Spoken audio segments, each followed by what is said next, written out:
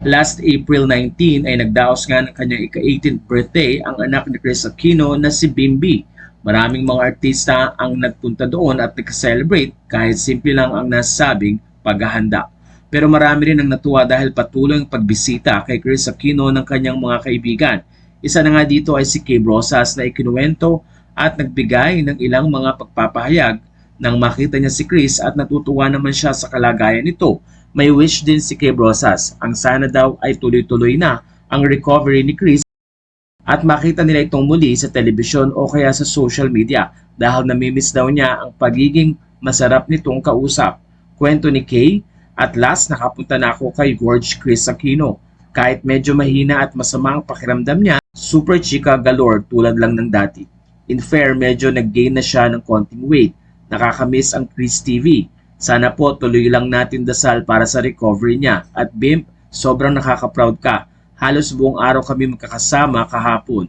Nakakatuwa na makita siya na binata na at sobrang sweet, bait, napaka-gentleman at super humble.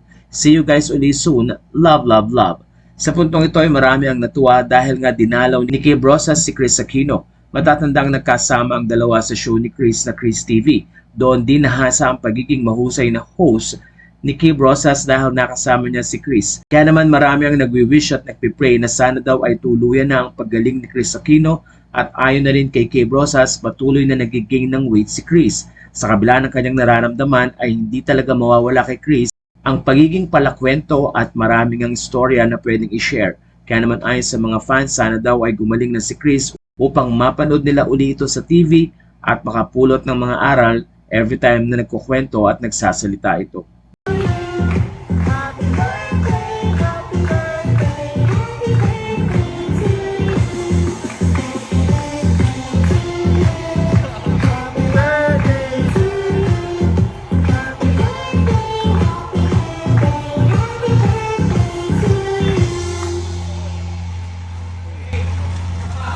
Isa pa!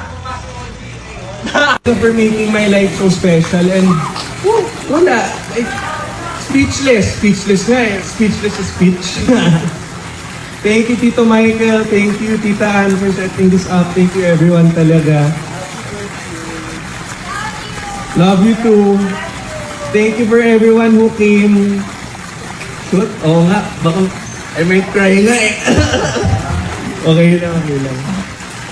Just thank you talaga for making my life so happy talaga. Thank you pa talaga. How do you feel now? Ha? How do you feel? Siyempre happy. 18 ka na. Nako, tugs. Joke lang. Papagalitan na pa ni Mama, nako. Promise you, Mama, I won't do that stuff. Promise. Thank you so much talaga. Happy birthday! Happy birthday! Happy birthday! Happy birthday!